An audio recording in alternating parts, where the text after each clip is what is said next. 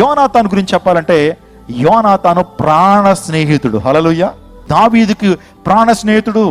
ఈరోజున ప్రభువు కూడా ఒక మాట చెప్తున్నాడండి, మీరందరూ నా స్నేహితులే అంటున్నాడు. ఏ దేవుడైనా సరే ఈ లోకానికి వచ్చి, ఏ దేవుడైనా సరే ఈ లోకానికి వచ్చి మీరు నా స్నేహితులని ఎవరన్నా ఎప్పుడన్నా అన్నారా? ఓరి భక్త, ఓరి నరుడా అని పిలిచేటువంటి వారు ఉన్నారు, కానీ ప్రభువైన యేసుక్రీస్తు ప్రభు వారు మాత్రమే మీరు నాకు మిత్రులు, మీరు నాకు ఫ్రెండ్స్ అంటున్నాడు. యోహాను సువార్త 15:14. యోహాను సువార్త 15:14. నేను ఆజ్ఞాపించు వాటిని మీరు చేసిన ఎడల మీరు నా స్నేహితులై ఉందరు. అందరూ నాతో మాటలు చెప్పండి. నేను ఆజ్ఞాపించు వాటిని మీరు చేసిన ఎడల మీరు నాకు స్నేహితులై ఉందురు. ఈరోజున దేవునితో మనం సహవాసం చేయాలండి. లోక స్నేహం చేయుట దేవునికి ఇష్టమైన కార్యం కాదు. లోకంతో స్నేహం చేయుట పరిశుద్ధులైనటువంటి దేవునికి ఇష్టం కాదు. వ్యభిచారులారా, ఆ మాట చాలా భయంకరంగా ఉంది కదా. వ్యభిచారులారా, ఈ లోక స్నేహం దేవునితో వైరమని మీరు ఎరుగరా? వ్యభిచారులారా, ఈ లోక స్నేహము దేవునికి వైరమని మీరు ఎరుగరా? కాబట్టి ఎవడు ఈ లోకంతో స్నేహం చేయకూడనో వాడు దేవునికి శత్రువగును. లోకంతో స్నేహం చేయటం ఏంటి? లోకంలో ఉన్నదేంటి? లోకంలో ఏముందండి?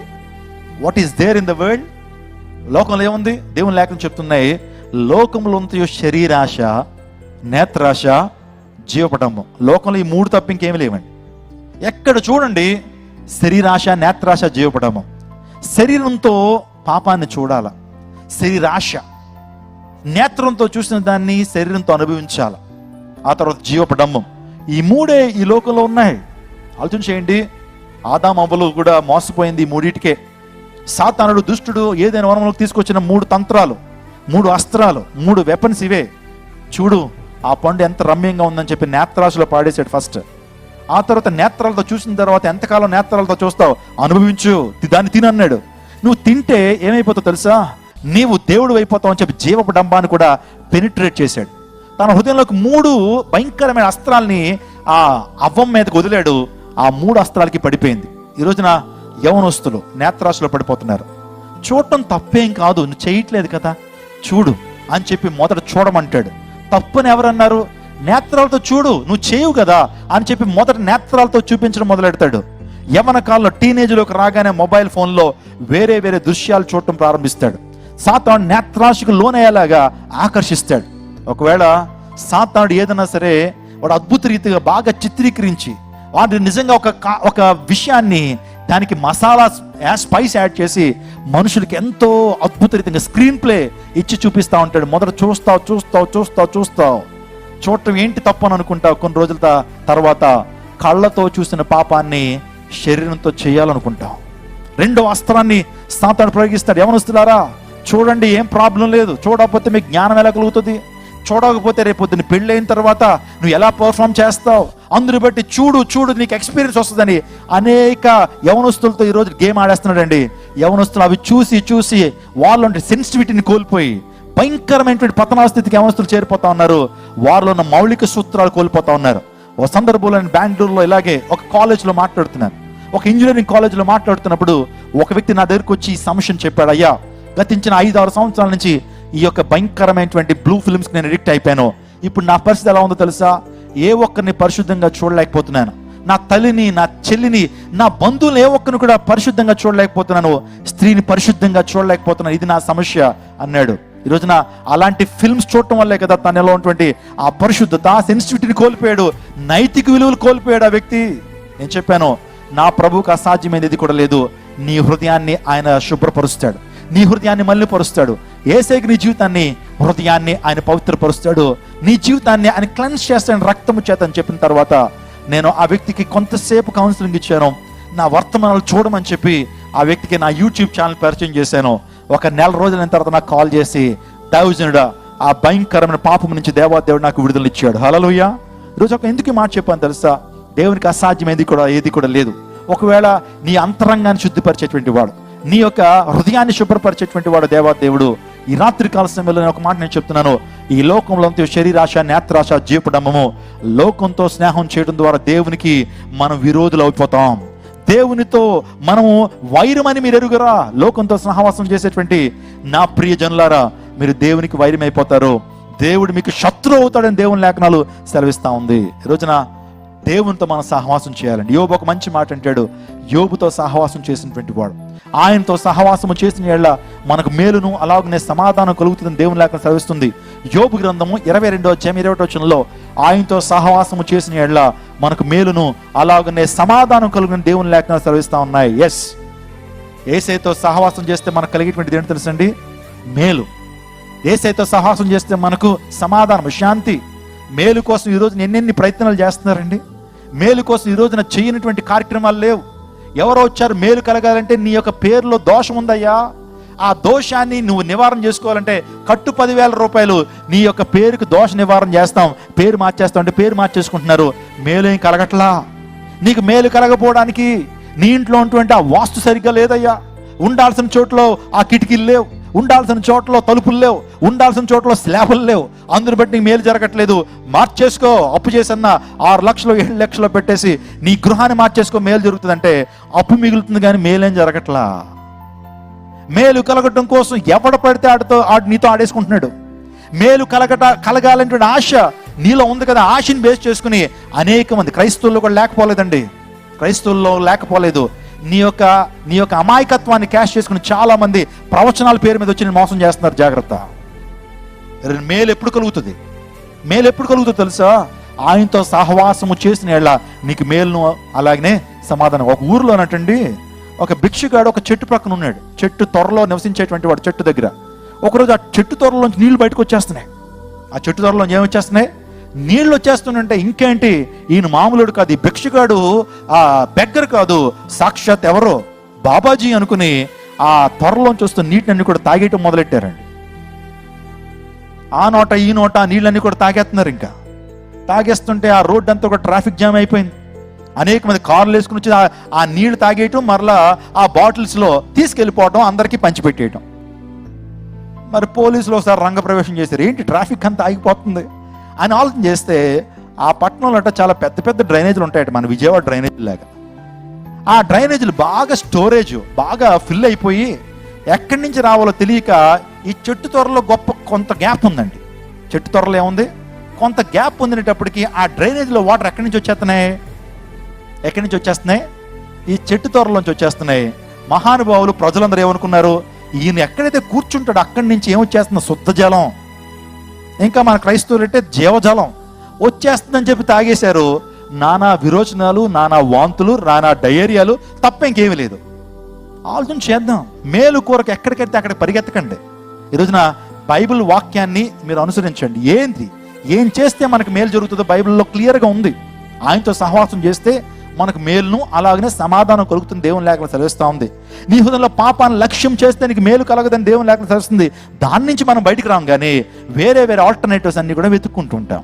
ఈరోజున దేవునితో సహవాసం చేస్తే మనకు మేలు అలాగనే సమాధానం కలుగుతుంది. టీవీ 9లో ఒకసారి నేను వార్తలు చూస్తున్నాను. చాలా ఇంట్రెస్టింగ్గా వార్తలు చూస్తుంటే ఒక వార్త వచ్చింది. అదేంటంటే వరుసగా ఇలా స్త్రీలు పడుకున్నారు. ఏమంటే ఒక పబ్లిక్ ప్లేస్లో స్త్రీ అలా పడుకోవడం సభ్య సమాజానికి ఏ విధమైనటువంటి మంచి పాఠం ఏమి నేర్పించదు. వరుసగా పడుకున్నారు సుమారుగా 70-80 మంది. ఆ 80 మంది పొట్టల మీద నుంచి ఒక అయ్యగారు తొక్కుకుంటూ వెళ్ళిపోతున్నాడు. సో ఇంతకీ మనం ఆ సీన్ కట్ చేస్తే ఏంటంటే ఆయన పేరు తొక్కుడు బాబా. ఆయన పేరేంటి? తొక్కుడు బాబా. నేను టీవీ 9 ప్రచురం చేసినటువంటి వార్తనే చెప్తా ఉన్నాను. కాబట్టి మీరు ఏమైనా కట్ చేసుకుని వేసుకోవాలంటే కూడా వేసుకోండి, నో ప్రాబ్లం. సో వారు ఆ యొక్క వ్యక్తి ఏం చేస్తున్నాడంటే చెప్పిన ప్రచారం ఏంటంటే, నా చేత మీరు తొక్కించుకుంటే మీకు మేలు కలుగుతుంది, గర్భఫలాలు లేనిటువంటి వారులారా ఈయన దగ్గరికి వచ్చి ఆయన కాళ్ళ చేత ఉదరం మీద తొక్కించుకుంటే మేలు కలుగుతుంది అని ప్రచారం చేస్తే చాలా మంది అమాయకులు వెళ్ళి అక్కడ వరుసగా పడుకుంటే అయ్యగారు తొక్కుతా ఉన్నాడండి. నాకు అనిపించింది, ఏమండి ఎవరికైనా గర్భఫలం ఉంటే ఆ తొక్కుడు ద్వారా ఉన్న గర్భఫలం పోద్ది కదండి, అంతేనా కదా? గర్భఫలం వస్తుందా? ఆలోచన చేయండి. ఈ రోజున సమాజం ఎంత అవివేకంతో ఉన్నారు. మేలు కలగాలంటే నిజ దేవుని దగ్గరికి రావాలి. మేలు కలగాలంటే యేసుక్రీస్తు దగ్గరికి వస్తే మేలు జరుగుతుంది. నీ జీవితంలో మేలు చేసేటువంటి దేవుడు ఉపకారి, అందరికీ ఉపకారం దేవుని లేఖనాలు సెలవిస్తున్నాయి. అన్నిటికంటే ప్రాముఖ్యంగా ఆయన దగ్గర రావడం ద్వారా సమాధానము. మనసులో అతక్క, భార్యాభర్తల మధ్య మనసులో అతక్క, అలా ఏదో యాంత్రికంగా బ్రతికేస్తున్నారా? సమాజానికి ఏదో భార్యాభర్తల్లో ఉండాలని బ్రతికేసేటువంటి వారు చాలా మంది ఉన్నారు, కానీ ఇద్దరు మనసులో అతకనటువంటి వారు, ఇద్దరు మనసులు కలనటువంటి వారు చాలా మంది ప్రపంచంలో ఉన్నారు. సమాజంలో అతని ఆఫీసులో బాస్కి ఆయనకి పడదు, కానీ ఏదో వెళ్ళాలి చేయాలి తప్పించి ఇద్దరు మనసు అతకలేనటువంటి పరిస్థితి. నీ సేవకుడికి నీకు అతకలేనటువంటి పరిస్థితి, సంఘములో ఒక సంఘ పెద్దకి నీకు అతకలేని పరిస్థితి ఉందా? దేవుడు నిన్ను బట్టి హర్షించట్లేదు. నువ్వు స్థితిని మార్చుకోవాలి, సమాధాన పడాలని దేవుడు లేఖనాలు చెప్తున్నాయి. ఆయన నీలో ఉంటే సమాధానం నీలోకి వస్తుంది, సమాధానపు ఆత్మ నీలోకి వస్తుంది. దేవుడు నీలో ఉంటే వచ్చేటువంటి తెలుసా, దేవుని ఆత్మతో నింపబడినటువంటి వాడు సమాధానాన్ని కోరుకుంటాడు.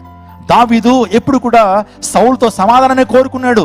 అతను చంపడానికి వచ్చినా సరే దావీదు ఎప్పుడు సమాధానం కోరుకున్నాడు, కానీ ద్వేషంతోనూ అసూయతో నింపబడినటువంటి వాడు సౌలు అంతకంతకు సౌలు పాడైపోయాడు, అంతకంతకు సౌలు నిరసలిపోయాడు. కానీ దావీదు అంతకంతకు వర్ధిల్లును అని దేవుని లేఖనం సెలవిస్తుంది. దేవుని యొక్క ఆత్మ కలిగినటువంటి వాడు సమాధానం కోరుకుంటాడు. అలా సమాధానం కోరుకున్నటువంటి వాడు రోజు రోజుకి వర్ధిల్లుతాడు.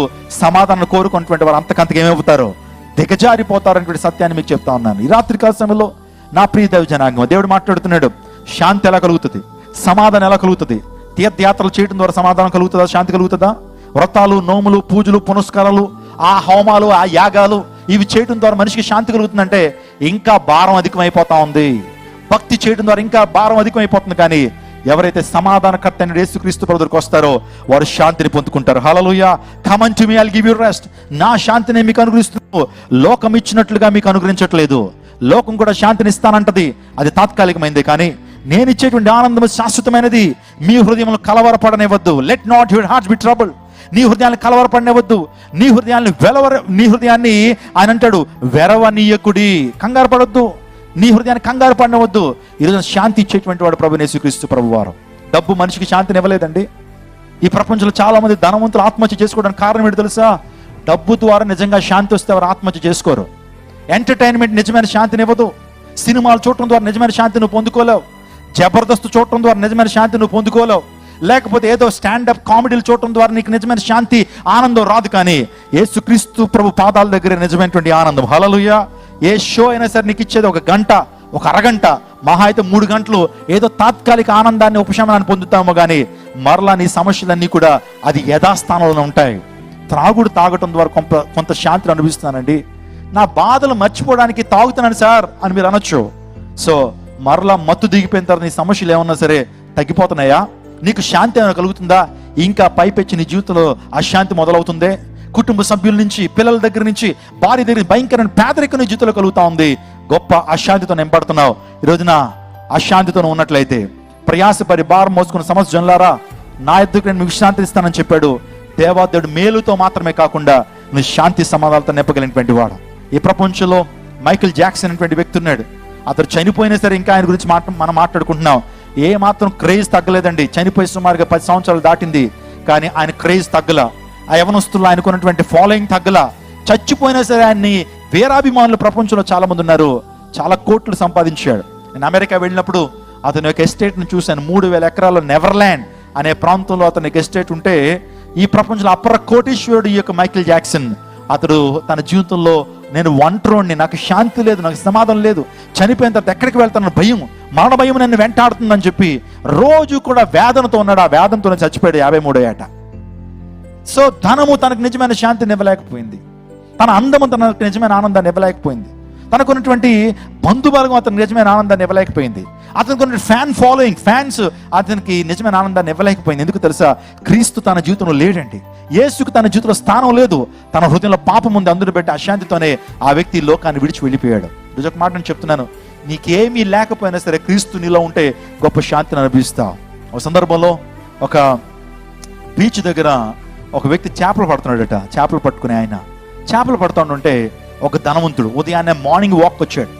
మార్నింగ్ వాక్ వచ్చి ఆ చేపలు పడుతున్న వ్యక్తిని అలా చూస్తా ఉన్నాడు. అలా నడుస్తూ అలా చూస్తున్నప్పుడు ఎంతో ఆనందంతో, సంతోషంతో, సంతోషం పొంగింది అని పాటలు పాడుతూ చక్కగా చేపలు పడతా ఉంటే ఈ ధనవంతుడికి ఏంటాడు పేదోళ్ళలో ఉన్నాడు, చేపలు పట్టేవాళ్ళు అంత సంతోషం ఉందేటాడిలో, నాకేమో కోట్లు మునుగుతున్నాయా, ఎప్పుడు ఆడికలు, ఎప్పుడు నేను నవ్వల, ఆడికలు ఎప్పుడు సంతోషం, ఎప్పుడు టెన్షన్, ఎప్పుడు కూడా ఆందోళన, కలవరం. దగ్గరికి వెళ్ళి ఓ మాట అన్నాడు, బాబు నీకేమన్నా ఒక ₹1 కోటి బ్యాంక్ బ్యాలెన్స్ ఏమైనా ఉందేటయ్యా అని అడిగాడట. అప్పుడు ఆ చేపలు పట్టుకుని ఆయన అంటాడు, సార్ మనకి బ్యాంక్ అకౌంటే లేదండి, బ్యాంక్ బ్యాలెన్స్ ఎక్కడ ఉంటుంది, ₹1 కోటి అసలు నాకు సేవింగ్సే లేవండి. చేపలు పట్టుకుంటాను, ఆ చేపలు మార్కెట్లో తీసుకెళ్ళి అమ్ముతాను, ఆ డబ్బులు 2-3 చేపలు మా భార్య చేతిలో పెడతాను, చక్కగా మసాలా వేసి చేపలకు 2 ఎత్తది, ఇంత అన్నం వండుతుంది, చక్కగా కుటుంబం అంతా కూడా ప్రార్థన చేసుకుని తినేస్తామండి, మాకు ఏ విధంగా బ్యాంక్ బ్యాలెన్స్ లేవు అన్నాడు. ఆ తర్వాత అడుగుతున్నాడు, ఏమయ్యా నీకేమైనా బెంచ్ కార్ ఏమైనా ఉందా అని అడిగాడట. ఏంటి? Mercedes bench. సుమారుగా మెర్సిడీస్ బెంచ్ కొనాలంటే ₹1,00,00,000 పైనే. ఆ కార్ ఏమైనా ఉందా అంటే, సార్ మన కార్లు ఏమి లేవండి, ఒక డొక్కు సైకిల్ ఉంటుంది, అది ఇలా తొక్కితే ఇలా వెళ్ళిపోతుంది, రోజు ప్యాచీలే దానికి, నాకు ఏ వెహికల్స్ లేవండి, ఒక సైకిల్ మాత్రం ఉంది అన్నాడట. ఆ 3వ ప్రశ్న అడుగుతున్నాడు, పో నీకేమైనా ఎమ్మెల్యేలు కానీ ఎంపీలు కానీ మంత్రులు కానీ ఏమైనా ఫ్రెండ్స్ ఉన్నారా, లేకపోతే నీకేమన్నా డూప్లెక్స్ బిల్డింగ్ 2 అంతస్తుల డాబా ఏమైనా ఉందంటే అతను చెప్తున్నాడు, నాకు ఎవరు స్నేహితులు లేరండి, నేను, నా భార్య, నా పిల్లలు, నా దైవజనుడు, నా సంఘం, వీళ్ళే నాకు స్నేహితులు. ఇంకొక మాట చెప్తున్నాను, ఇంటి గురించి అడిగారు కదా, నా ఇల్లు ఎలా ఉంటుందంటే వర్షం వచ్చిందంటే వర్షపు చినుకులు అన్నీ కింద పడతా ఉంటాయి, అన్ని పెచ్చులు ఉంటాయి, అన్ని కన్నాలు ఉంటాయి నా ఇంటికి.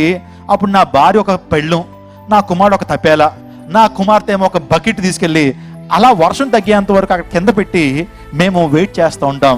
మాకు ఇల్లు లేదండి, మాకు బ్యాంక్ బ్యాలెన్స్ లేదండి, మీరు అనుకున్నట్లుగా బెంచ్ కార్ మాకు లేదండి, ఆ తర్వాత మీరు అనుకున్నట్లుగా మాకు ఎమ్మెల్యేల సపోర్ట్ ఎవరు లేరు. అప్పుడు అడిగాడట, మరి ఎందుకు ఇంత సంతోషంగా ఉన్నావు, ఎందుకు ఇంత ఆనందంగా ఉన్నావు, నీ ముఖంలో ఆ దైవిక వచ్చేసి కనబడతా ఉంది, చింత లేనట్టుగా కనబడతా ఉన్నావే, ఎందుకనంటే, సార్ ముందే అడిగచ్చు కదండి ఆ సీక్రెట్ ఏంటో చెప్పేసేవాడిని అని ఆయన చెప్తున్నాడట.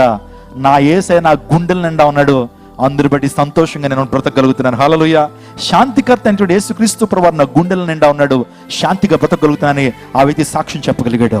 ఈరోజు ఒక మాట చెప్తున్నాను, యేసయ్యతో నువ్వు సహవాసం కలిగి ఉంటే, అపోస్తల బోధతో నువ్వు సహవాసం కలిగి ఉంటే, స్వచ్ఛమైనటువంటి బోధతో నువ్వు సహవాసం చేస్తే, యేసయ్యతో సహవాసం చేస్తే, నీ జీవితంలో ప్రతి కొరతను దేవుడు తీరుస్తాడు, ప్రతి అవసరాన్ని దేవుడు తీరుస్తాడు. కొన్ని సందర్భాలు నీ గొంతెమ్మ కోరికలు దేవుడు తీర్చలేకపోవచ్చేమో కానీ నీ ప్రతి అవసరాన్ని యేసుక్రీస్తు ప్రభువు తీరుస్తాడు. God will meet of every need in the riches of his glory. క్రీస్తు యేసు నామములో ప్రతి అవసరాన్ని ప్రభు తీరుస్తాడు. మేలుతో నీ హృదయాన్ని తృప్తిపరిచాడు. 103వ కీర్తనలో దావీదు అంటాడు, మేలుతో నా హృదయాన్ని తృప్తిపరచుచున్నావు. నా ప్రాణమా యెహోవాను సన్నుతించుము, ఆయన చేసిన ఉపకారంలో దేనిని మరొకము, ఆయన దోషములను క్షమించువాడు, నీ సంకటములను కుదిర్చేటువంటి వాడు, సమాధులను నీ ప్రాణం విమోచించువాడు, కరుణా కటాక్షం నీ కిరీటంగా ఉంచుచున్నాడు, పక్షిరాజు యవనం వలె నీ యవనం కొత్త దొక్కుచున్నట్లు మేలుతో నీ హృదయాన్ని తృప్తిపరిచేటువంటి వాడు, శాంతికర్త అయిన రక్షణకర్త అయిన యేసునాథుడు. గట్టిగా చప్పట్లు కొడుతూ దేవుని నామమున హల్లెలూయా. నీరసపడిపోయారండి, చల్లగా ఉంది వాతావరణం, చల్లబడిపోయారు, ఫ్రిడ్జ్లో పెట్టిన వంకాయలాగా. ఈ రోజున దేవుని సందులో ఒక ఉజ్జీవంతో మన ప్రభు సన్నిధిలో కూర్చుంది. దేవుడు మనతోనే మాట్లాడుతాడు. ఈ రాత్రికాల సమయంలో దేవుడు నాతోనే మాట్లాడుతున్నాడు అన్నటువంటి వారు ఒకసారి చేతులు పైకి గట్టిగా చప్పలు కొడతామండి. ఈ రోజున ఈ రాత్రికాల సమయంలో దేవుడు ఈ రోజు నాతోనే మాట్లాడుతున్నాడు, పరిశుద్ధాత్మ దేవుడు అన్నటువంటి వారు. God bless you. ఈ వాక్యం ద్వారా దేవుడు మిమ్మల్ని దీవించబోతున్నాడు.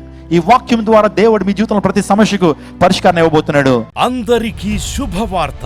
ప్రతి ఆదివారం 10,000 మంది ఒక చోట చేరి దేవుణ్ణి ఆరాధిస్తున్న జీవం గల దేవుని సంఘం.